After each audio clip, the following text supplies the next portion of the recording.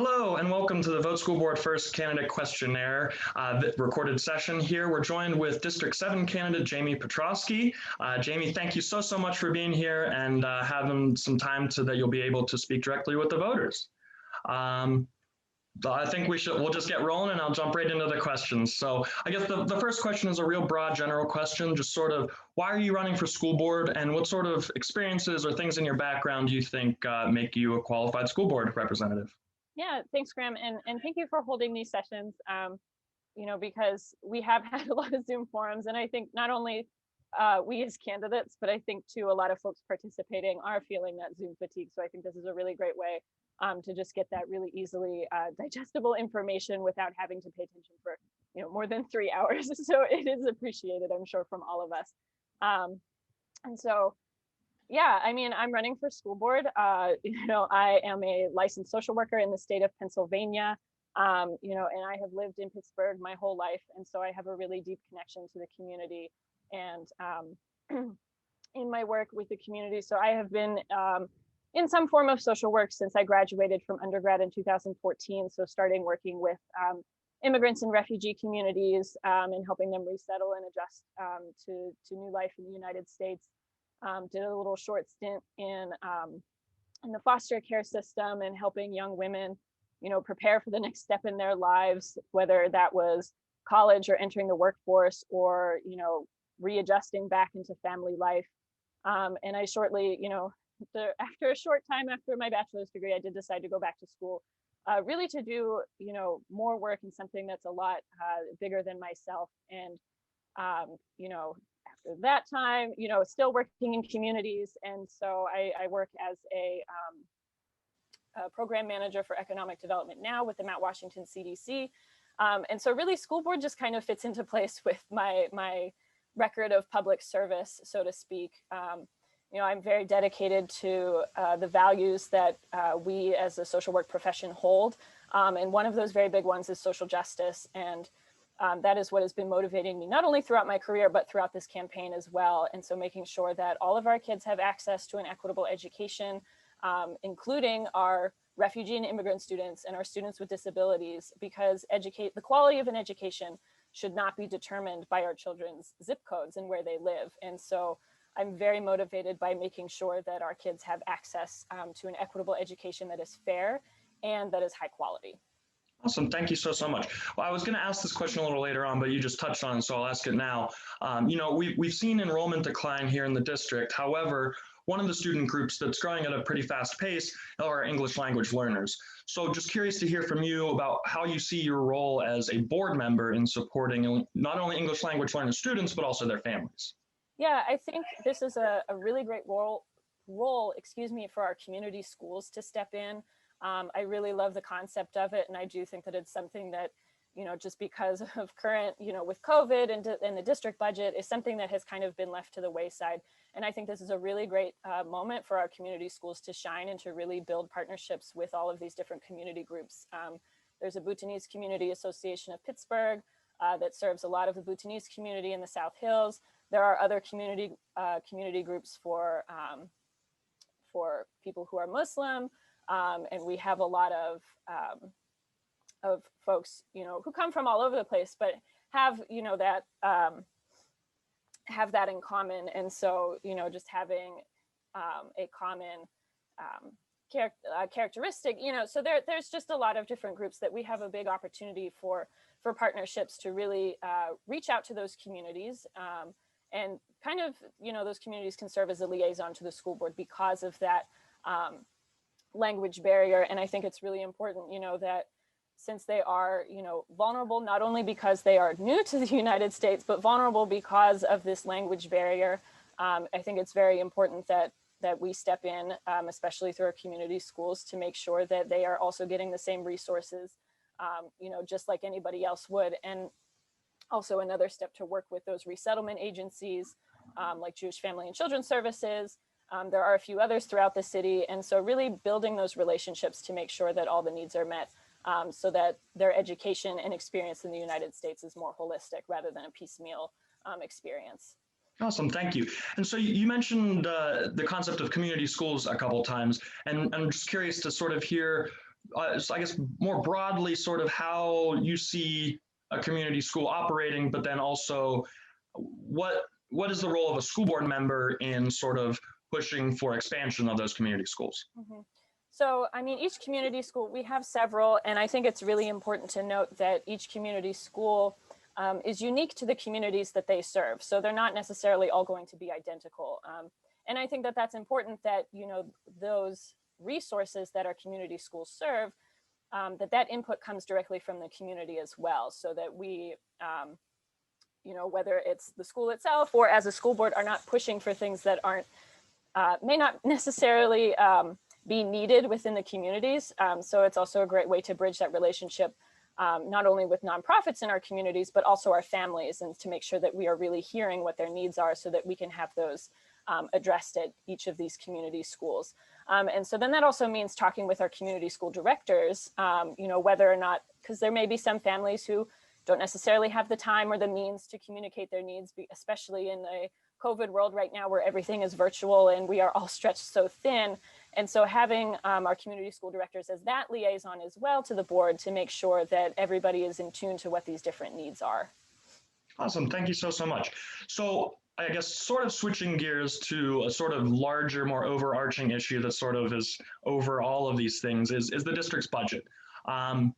So Pittsburgh Public Schools has a $670 some million budget. However, we're looking at some pretty dire deficits here in the years moving forward. And I'm just curious about how you would see your role as one of 9 school board members in addressing the budget. Yeah, I mean, it's definitely something that's been on everybody's mind. I am not one who wants to raise taxes either, because that is just going to end up putting more of a burden on more of our vulnerable families. I think that this is, you know, something that is very much bigger than the school board. And again, it also requires communication with the city as development, you know, continues, especially in some of our East End neighborhoods. But that development is going to continue in all of, you know, all across the city's 90 neighborhoods. And so I think it's really important that school board members are parts of those conversations, because, you know, when we give out tax abatements and tax credits, you know, it might sound really great at the time because, you know, affordable housing is very necessary. But what are the tools that we're using to get that affordable housing can actually end up hurting our school district. And so it's definitely part of a much broader conversation.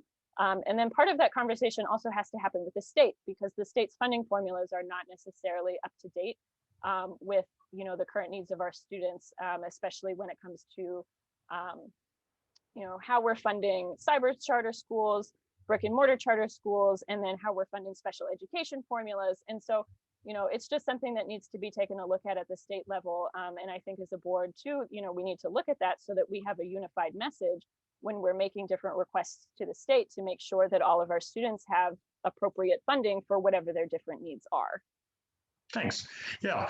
And so switching gears a little bit here, was reading through your candidate questionnaire, and one of the top priorities you identified is creating safe schools, and just sort of wanted to give you a chance to put some details on that and speak on how you envision a safe school and the role of the school board in creating those safe environments. Mm-hmm.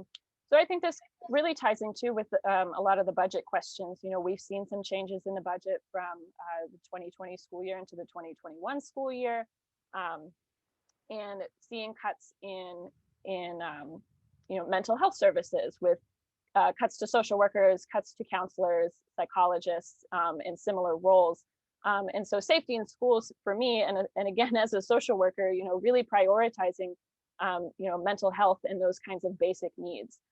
You know, because we have kids, you know, from all over the city coming into our schools, and they're all unique and they're all very different. And we need to, you know, accept that that is the reality and have the resources to be able to meet those needs, so that when and if, or if and when there is, you know, a blow up in a classroom or behavioral issues, that we're not immediately punishing students, and that we're, you know, making sure that there are safe spaces for kids to express themselves in a healthy kind of way.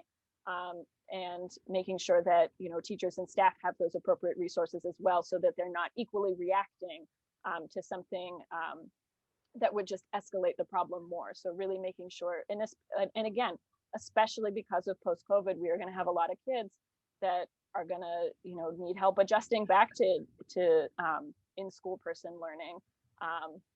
and addressing that anxiety and, you know, making sure that, again, that they feel safe in our schools. So not just as something that is like mental health, but this is physical health as well, because we do have to make sure that we are making the appropriate steps so that it is safe in our COVID world right now. So masks and washing hands and making sure that they can be far enough apart so that, you know, they aren't, you know, talking into each other and spitting on each other and all these different kinds of things. So there's a lot of logistical thinking to it as well. And again, making sure that we're listening to the community and what their concerns are when it comes to school safety, like mental health wise, COVID wise, and anything.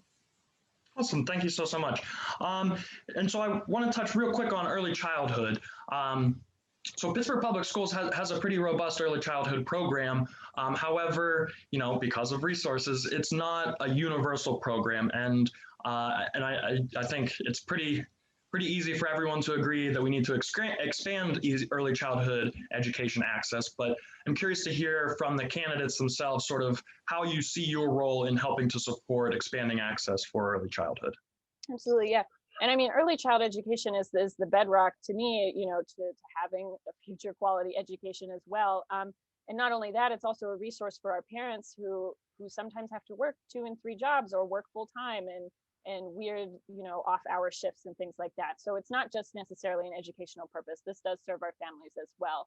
I do think that with the Biden administration's COVID recovery plan, that we will have more resources for early childhood education. I think the question is, are we going to be able to continue that in a post-COVID world? And so I think it's very important that the school board look at the budget to make that something that is continually funded and secure. And again, too, this kind of gets into the state level funding as well, making sure that this is a priority. And I do think that it's, you know, an issue that we can all agree that, you know, is very important. This is very, you know, bipartisan, across the aisle, all of those kinds of good phrases. And so really just understanding that early childhood not only, again, you know, benefits our families, but that this is for our children, you know, and without that kind of bedrock of an education, you know, we're almost failing them from the start if they don't have the same advantages and privileges, you know, as wealthier families do.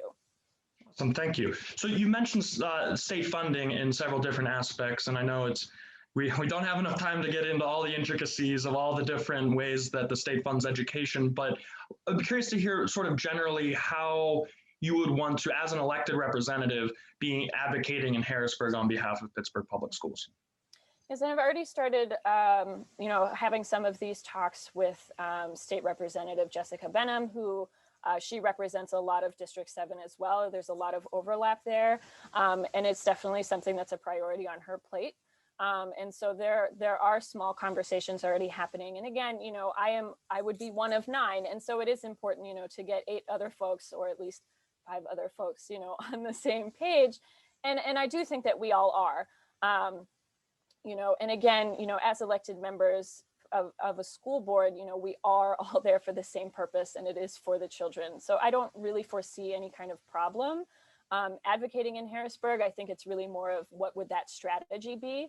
And I think that the most important thing is building these relationships with our local electeds and representatives, so that we aren't just showing up in Harrisburg and being like, excuse me, we would like this for our school, because this is not a unique problem either. You know, this is, you know, all across Allegheny County and all across Pennsylvania, you know, all of our schools and school districts are struggling with this issue. And so I think it's also important that, you know, we look to other examples of similarly sized districts.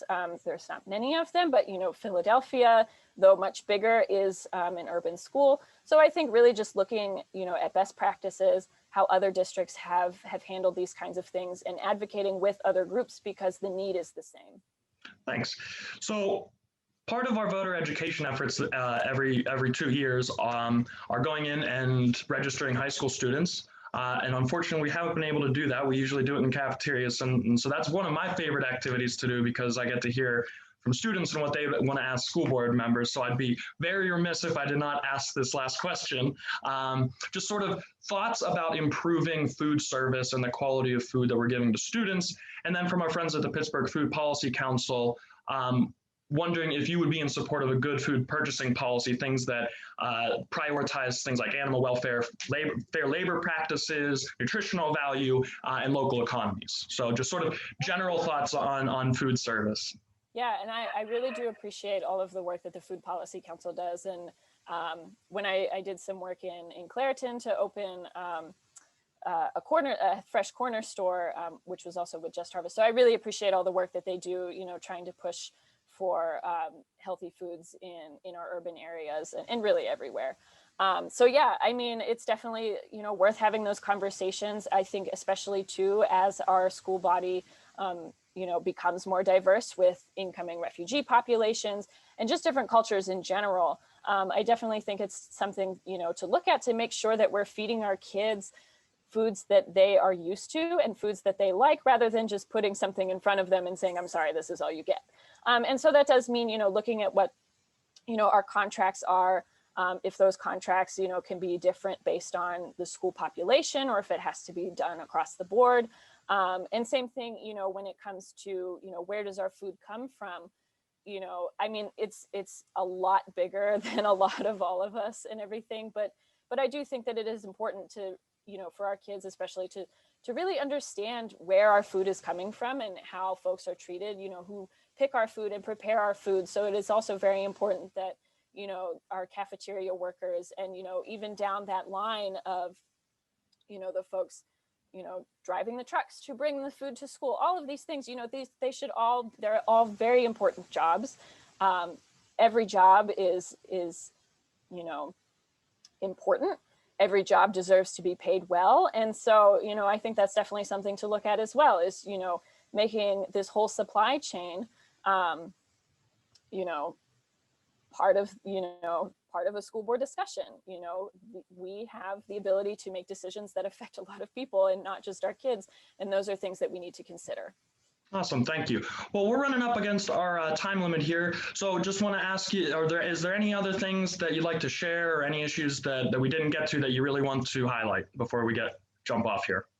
Yeah, I mean, I'm just really excited to have this opportunity. I've had a blast meeting so many people, because even though it's been virtual, I have been to community meetings and I have done a lot of door knocking and canvassing, and just, especially now that folks are getting vaccinated, I think we're all getting a little antsy, but I really appreciate, having the time to talk with voters, and other folks who just kind of didn't know what school board did. So I feel like, whatever the outcome ends up being, I really feel like that I have made a difference with a lot of folks in just informing them about these issues going on, especially for folks who, I've had a lot of people be like, I don't have kids, why should I care? And I'm like, well, let me tell you. And so it's just been a really great experience. And I really appreciate the opportunities, despite COVID, to have these opportunities to talk to folks. And I really look forward to, being able to serve my community even more.